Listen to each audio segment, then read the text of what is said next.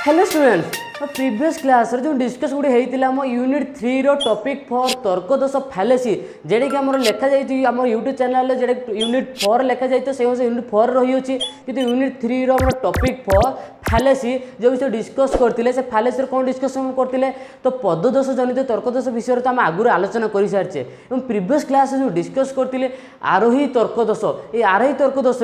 मु point Gudi discuss करी 1 number point जिते सब रही जो कारण संक्रांत तर्कदोष से जो फैलेसी ऑफ कॉजेशन से विषय डिस्कस करती प्रीवियस क्लास रे तो आज जो आम क्लास रोचे पॉइंट 2 तुम आस अवैध सामान्यकरण दोष अवैध सामान्यकरण दोष तुम जो फैलेसी ऑफ इलिसिट एंड जेनरलाइजेशन से विषय जो आज डिस्कस करने जाऊँगी तो से विषय आज कौन करवा आज डिस्कस करवा जो कौन फैलेसी तर्कदोष आरोही तर्कदोष पॉइंट 2 को जीवा सहित आरोही तर्कदोष आज कंप्लीट करने चेष्टा करिया तुम कौन कर बुझा चेष्टा कर क्या कहुए तुम लिखी ना जो मुझे कहबी तुम कौन कर नोट करदेव से जेहेतु टेबुल अनुसार जी अनुसार तुम धर पैराग्राफ से अनुसार मुझे नोट कर देती पॉइंट गुड़ नोट कर पॉइंट नोट सहित तुमने कौन करेंगे नोट करनब तो से अनुसार आज प्रथम जो डिस्कस कर जाऊँगी अवैध सामान्यकरण दोष अवैध सामान्यकरण दोष कहीं कहले आम आरोही तर्क दोष आम जाचे मेन पॉइंट तुम आस कार्यकारण विषय तो पॉइंट आसी कहीं आरोही तर्क दोष आम कहीचे कि केतोटी जो दृष्टांत को भित्ति कर कार्यकारण नियम पॉइंट आस कौन कार्यकारण नियम उपर प्रकृति में एक रूपता नियम साहाଯ୍य गोटे सामान्य सिद्धांत प्रतिपादन करूँ आरोही तर्क दोष प्रकृति में एक रूपता नियम जैसे कार्यकारण नियम उपर आसूची तो से अनुसार कार्यकारण संबंध में कौन से त्रुटि रहिले ये आरोही तर्क दोषटा तुम क्रिएट होता है कार्यकारण संपर्क में डिस्कस कर समय जब किसी भी त्रुटि रहे सेठी तुम दोष जाते हे ताकू आम आरोही तर्क दोष कहू से विषय आज डिस्कस करवा तो अवैध सामान्यकरण दोष फैलेसी ऑफ इलाइसिटी जेनरलाइजेशन तो विषय आज डिस्कस कर जाऊँगी अवैध सामान्यकरण अबरा अनुमान तो नुहे आम आरोही मान कहीदे जेहेतु आरोही तर्क दोष मैंने ऑब्वियसली आरोहण मान कहवा आरोहण से अविरुद्ध अभिज्ञता भित्ति कर सामान्य सिद्धांत उपनीत आम होचु तुम तो प्रीवियस तुम जानते तुम फास्ट ईयर डिस्कस कर आरोहण विषय अबराहन आरोहण मान दुईटी रोचे अबराहन विषय तो तुम डिस्कस तो प्रीवियस करके आस फास्ट यूनिट डिस्कस होगी आसी आज तुम डिस्कस कर आरोहण मान विषय तो आरोहण तुम तो पूर्व जानते केवल डिस्कस होती फास्ट ईयर तो सेकेंड ईयर आरोहण मान तुम तो इजिली बुझीपार तो से कौन कह अभिज्ञता आरोहण मान कौन कही अवैध सामान्यकरण आरोहण मान कौन कह केतोटी अभिवृद्धि अभिज्ञतारू से कौन करतोटी अभिवृद्धि अभिज्ञतारू सिद्धांतर उपनीत होती केतबेले अभिज्ञता पाई अत्यंत जेते आमर हुए सिद्धांत सेते संभावनीय आर अर्थ से देती से जो एक कथा कही सामान्य सिद्धांत जो आम जो उपनीत होची अवैध सामान्यकरण जो सामान्य सिद्धांत आम जो उपनीत होचे सेठी कौन होना आमर जेतिकी अत्यंत सिद्धांत आवश्यक हुए अत्यंत पक्षे जिते सिद्धांत आमर आवश्यक होची संभावमय जदि सेतिकी आमर आवश्यक होतिबो तो से अनुसार किंतु साधारणतः आम अल्प केतोटी कथा जदि सेटार आम कौन कर अभिज्ञता को पुंजी करी केतकी आम जे अल्प केतोटी कथा को आम जदि सेठी ग्रहण करता जेतिकी अत्यंत पक्षे जेतिकी आमर आवश्यक अवैध सामान्यकरण कहीं देछि अवैध जेटी आमर वैध होई नथिबो किंबा सिद्ध होई नथिबो ये अवैध होती से अवैध सामान्यकरण दोष तो सामान्यकरण दोष क्या अच्छे सामान्य कथा मैं कहवाक गले अंतत पक्षे जी आम संभावमय से आवश्यक होती से स्थान जो अल्प केतोटी अभिज्ञता को आम जो पुंजी कर सिद्धांत उपनीत होते दोष जाते हो ये दोष को आम कौन कही अवैध सामान्यकरण दोष तो से अनुसार ये सामान्यकरण दोषयुक्त यहाँ कौन कहुच्छी ना अवैध सामान्यकरण दोष तो कहगला ये उदाहरण स्वरूप दे बुझीपार क्या कहगला इंपोर्टाट नुहे तापर एग्जाम्पल दे आम अवैध सामान्यकरण बुझी था पर एग्जाम्पल दे बुझा जड़े विदेशी पर्यटक सी कौन है भारत को बुलवाक आसी विदेशी पर्यटक भारत को बुली आसी तो से अनुसार कौन होना समय केतोटी से समय भारत को आसवा समय से विदेशी पर्यटक से समय केतोटी ठक दुकान से सामना सामनी होती से ठक दुकान से जिते से कहले ठक दिन हाबुडाबुड़ी सिद्धांत नेले जे से ठक दुकान से सामना से नेला से सिद्धांत नेले जे भारतर सबू दुकानी ठक तो यहाँ अनुसार ये जुक्ति कले से विदेशी पर्यटक ये सत्य हम मिथ्या हम जेहेतु ऑब्वियसली वैध हबार चांस ना ऑब्वियसली कौन हम ये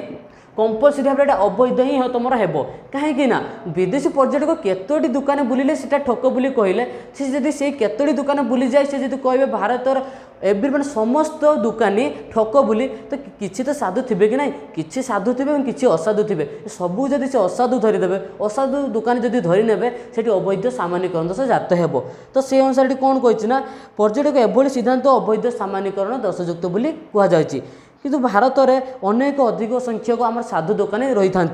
तो से अनुसार यही जदि आम जो कहुच्छी आम तो कही था अवैध सामान्यकरण दोष यही स्थान में एग्जाम्पल दी बुझी हम कि जितेबाला विदेशी पर्यटक जो भारत में गोटे दुकान बुली जदि सबू दुकान जदि दोषयुक्त करदे पारुची से स्थान में अवैध ही क्रिएट होता है ये आउट कौन कहूँ ना अणतार्किक तर्क दोष अणतार्किक के तार्किक दोष होता है जो तार्किक मानकर आम तर्कशास्त्र नियम द्वारा जो दोष आम क्रिएट होता है नियम को उल्लंघन कले कि अणतार्किक अर्थ कौन कही यही तर्क दोष गुड़िक तर्कशास्त्र निर्दिष्ट नियम लंघन कर सृष्टि होई नाहंती निर्दिष्ट नियम लंघन कर से सृष्टि होना से अणतार्किक तर्क दोष कहुच्छी भूल तथ्य त्रुटिपूर्ण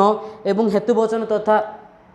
हेतुवचन हेतुवाक्य व सिद्धांत संपर्क भूल अनेक गुड़िए समस्त तर्क दोष कारण हूँ केतले अणतार्किक तर्क दोष से कौन कहते जो सिद्धांत निष्पन्न होती नियम गुड़िक लंघन न करी सृष्टि हो न थाए सेटा जो अणतार्किक तर्क दोष तापर आसे तुम पॉइंट 3 रे आसी प्रतिपाद्य स्वीकार दोष फैलेसी ऑफ रिपेटिटिव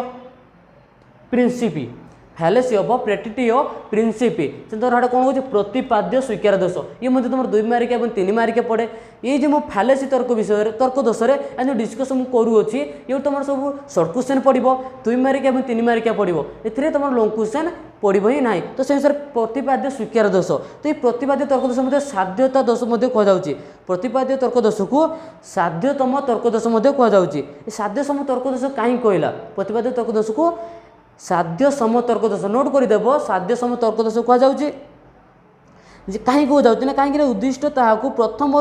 जो ग्रहण करचे आम जो केउड़ी प्रतिपाद्य प्रत्येक आम पदरे दोष क्रिएट हम प्रतिपाद्य स्वीकार दोष से कही प्रत्येक पदर आम जो यूज करचे जुक्ति जो नेउचे ये पद मानकर दोष हम तो से अनुसार से कही साध्य सम तर्क दोष तो यही दोष जात हुए केतेबेले सिद्धांत प्रतिपादन कर जो पूर्वर जो हेतुवचन ताकू जो ग्रहण करनेबा प्रतिपाद्य स्वीकार दोष जात हुए ये पॉइंट से देती तर्कशास्त्र उद्दिष्ट प्रथम ग्रहण कर प्रथम ग्रहण करने यही दोष जात हुए जेटा को आम सिद्धांत ग्रहण करने कथा ताकू जदि आम हेतुवचन ग्रहण करनेबा पॉइंटा को मन कर नोट करनब से देती जे आम जो जहाँ आम आवश्यक से अनुसार से कही प्रथम ग्रहण करना जेटा आम आवश्यक ताकू जब आम प्रथम ग्रहण करनेबा तभी दोष जात हम अर्थात सिद्धांत जेटा आम जो ग्रहण करार अच्छे आम जब हेतुवाक्य हेतुवचन ग्रहण करनेबा तेज दोष जात हम ताकू कौन कौन प्रतिपाद्य स्वीकार दोष फैलेसी ऑफ रेपिटेटिव प्रिंसिपी या कहुए कहीं सिद्धांत जेटा आम ग्रहण करार अच्छी जब पूर्वर साध्या भाव और पक्षा भाव ग्रहण करदे तेज ये दोष जात हो तो यहाँ बुझी हो साध्य सम तर्क दोष कहुच्छी तो से अनुसार ये बुझीगला जितेबाला संपर्क को प्रयोग कर गोटे हेतुवचन गोटे हेतुवचन सिद्धांत प्रमाण कर चेष्टा कराए कि दोष एटार जात हुए तो उदाहरण स्वरूप आम बुझीबा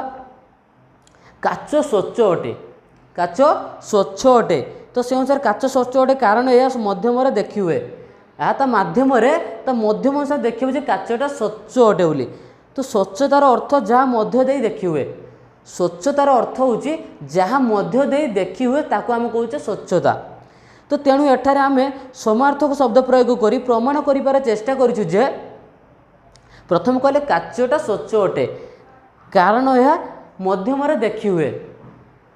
मध्यम देखिए अर्थ कौन कहला तार स्वच्छता को धरिले स्वच्छता जहाँ जहाँकि मध्य दे देखी हुए जहाँ मध्य दे देखी हुए ताकू आम स्वच्छता कहवा तेणु एठार आम समार्थक शब्द प्रयोग करें तो से अनुसार एटा साध्य संतर्क दोष हो प्रतिपाद्य दोष क्रिएट होची यह अर्थ आम बुझिले जे से जड़े व्यक्तिर कार्य को निंदा करने को जाए जड़े व्यक्तिर ता कार्यटी को जो कार्य से संपन्न कर कार्यटी को निंदा करने को जाए आम ताकू अमानुषिक बोली जदि कहले ये दोष जात हुए जमी काच स्वच्छ अटे आम जो कह स्वच्छता जहाँ मध्य दे देखी हुए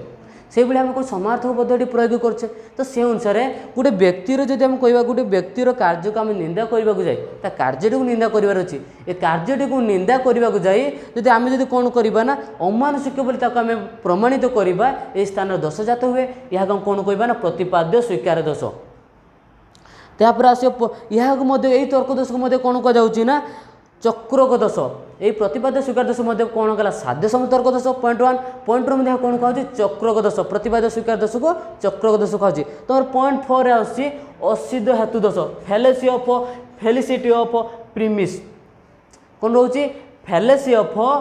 फेलिसिटी ऑफ प्रेमिस तो से अनुसार जाना कि आम असिद्ध हेतु दोष कहीं जाऊँगी हेतु तो तुम जाच मध्यपद को तुम हेतुपद कह जाऊँगी तो असिद्ध अर्थात मध्यपदटा सिद्ध हो मध्यपदटा सिद्ध हो कहुई असिद्ध हेतु दोष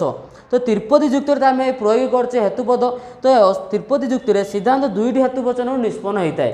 गोटे हूँ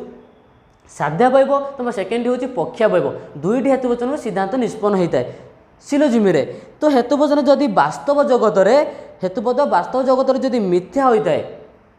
हेतुपद तुम एठी जदि वास्तव जगत रे मिथ्या हो जाउची तो स्वाभाविक भाव में सिद्धांत ऑब्वियसली मिथ्या हेबो हेतुपद मिथ्या है मैंने ऑब्वियसली सिद्धांत मिथ्या हेबो तो मिथ्या हेतुवचन को निष्पन्न जदि निश्चित भाव में सिद्धांतर ग्रहण करनी असिद्ध हेतु दोष जात हम प्रथम पॉइंट आसला आम जदि हेतुवचन जदि वास्तव जगत में मिथ्या होता है अर्थात साध्यावयव एवं पक्षावयव तुम हेतुवचन कौन रोचे साध्यावयव पक्षावयव जदि साध्यावयव एवं पक्षावयव जदि माने मिथ्या हो जाऊँगी डेफिनेटली सिद्धांत से क्रिएट हे साध्यावयव एवं पक्षावयव जाना सिद्धांतर व्यापकता हेतुवचन व्यापकता ठार अधिका हेब ना कस्मिन काले तो से अनुसार तो जेहेतु साध्यावयव पक्षावयव जदि आम रही व्यापकता अनुसार से जब मिथ्या रही तो सिद्धांत आम मिथ्या पार जदि आम जब कौन करना से मिथ्या हेतु को निश्चित भाव में सिद्धांत ग्रहण करना ये दोष जाते हम ताकि कौन कहे ना ये आम कहे असिद्ध हेतु दोष फेलिसिटी ऑफ प्रेमिस तो पॉइंट तुम जानिले एग्जांपल दे बुझीपार तो असिद्ध हेतु दोषर समस्त भारतीय युद्धकर साध्यावयव महात्मा गांधी जड़े भारतीय समस्त भारतीय युद्धकर साध्यावयव महात्मा गांधी जड़े भारतीय अतएव महात्मा गांधी जड़े युद्धकर ये पॉइंट कौन है ना प्रथम हेतुवचन मिस्टेक समस्त भारतीय युद्धकर ये पॉइंट आसे तुम मिस्टेक आसे समस्त भारतीय कौन युद्धकर होते कि हो नथिबे तो से अनुसार आमर हेतुवचन जो दोष जात होची तो सहीटा जो आम सिद्धांत निष्पन्न करदे ग्रहण करने ये दोष जात होता है प्रथम आस समस्त भारतीय युद्धकर महात्मा गांधी जड़े भारतीय अतः महात्मा गांधी युद्धकर युद्धखोर बुझेगा कि नहीं तो से अनुसार यही युक्ति असिद्ध हेतु दोष कारण यार साध्यावयव समस्त भारतीय युद्धखोर ये तुम मिस्टेक रही तो पॉइंट 5 रे तुम कौन आसी ना अभांतर प्रसंग दोष पॉइंट 5 रे आसी अभांतर प्रसंग दोष ये अभांतर प्रसंग दोष कौन कह फैलेसी ऑफ इग्नोरेटिव इलेंची फैलेसी ऑफ इग्नोरेटिव इलेंची यार मध्य केतोटी पॉइंट रही अछि प्रथम आम बुझा कि अभांतर प्रसंग दोष केते क्रिएट होची तो अभांतर प्रसंग होची गोटी मत को खंडन करिया जाई आम एतले विरुद्ध वचन को प्रमाण करिबा गोटी वचन जब आम खंडन करिया चाहिए तब तार विरुद्ध वचन आम कौन करवा विरुद्ध वचन प्रमाण करवा तो से अनुसार अरिस्टोटल मत विरुद्ध तर्क वचन को प्रमाण न करी अरिस्टोटल मत विरुद्ध वचन को प्रमाण न करी निजर अज्ञानता हेतु अभांतर प्रसंग प्रतिपादन करने को अभांतर प्रसंग दोष कहुच्छे अरिस्टोटल कौन कहले अरिस्टोटल मतरे ये कौन कहते विरुद्ध तर्क वचन विरुद्ध वचन तो तुम जाने विरुद्ध वचन प्रयोग करेचे जमी आ तर्क वचन विरुद्ध वचन हूँ ओ तर्क वचन एवं ओ तर्क वचन विरुद्ध वचन हम आ तर्क वचन ए तर्क वचन विरुद्ध वचन ई तर्क वचन और ई तर्क वचन विरुद्ध वचन ए तर्क वचन कहीं परिमाण सह गुणर मध्य विरुद्ध क्रिएट हो पारुची तो से अनुसार आज हम कौन जानले कि अभांतर प्रसंग दोष हूँ अरिस्टोटल मतरे गोटे जो अरिस्टोटल मतरे से कौन कहते विरुद्ध वचन को विरुद्ध तर्क वचन को प्रमाण न करी निजर अज्ञानता हेतु अभांतर प्रसंग दोष जिते आम क्रिएट करवा अभांतर प्रसंग दोष ये ग्रहण करवा ताको हम कौन कहना अभांतर प्रसंग दोष कहीं से कही विरुद्ध तर्क वचन को प्रमाण न करी यदि निजर अज्ञता हेतु अभांतर ये कौन कहे निजर अज्ञता अभांतर जो प्रयोग करवा तब ये दोष जाते हे ये अभांतर प्रसंग दोष तार रही 4-5टी पॉइंट रही प्रथम पॉइंट तुम आस प्रतिपक्ष दोष प्रदर्शन प्रथम पॉइंट कौन आस प्रतिपक्ष दोष प्रदर्शन कौन देखिए आर्गुमेंटियम एड हेमिनम सॉरी आर्गुमेंटियम एड हेमिनम तो यार अर्थ देजे प्रतिपक्ष दोष प्रदर्शन प्रतिपक्ष दोष प्रदर्शन अभांतर प्रसंग दोष कहला कि प्रथम कौन अरिस्टोटल मत कौन कहते विरुद्ध तर्कवत जदि आम प्रमाण न करवा निजर कौन कह निजर अज्ञता हेतु दोष जदि आम प्रमाण करने चेष्टा करवा तेज से दोष जात हम अबांतर प्रसंग दोष। तो तार पॉइंट आस कौन प्रतिपक्ष दोष प्रदर्शन। तो प्रतिपक्ष दोष प्रदर्शन आम के जाना 5 प्रकार रही अबांतर प्रसंग दोष 5 प्रकार। पॉइंट 1 आस तुम आर्गुमेंटियम एड होमिनियम। तो होमिनियम कौन कह प्रतिपक्षर मत को जुक्ति द्वारा खंडन करा पड़ो। प्रतिपक्षर मत को जुक्ति द्वारा खंडन करने पड़ी थाए। तो ये आम कौन करवा ना जुक्ति द्वारा खंडन करी जुक्ति द्वारा खंडन करने परिवर्ते प्रतिपक्षर कौन करवा ना व्यक्तिगत चरित्र किंबा आचरण को आम आक्षेप करवा। प्रथम पॉइंट कही प्रतिपक्षर मत को आम जुक्ति द्वारा खंडन करार अच्छी।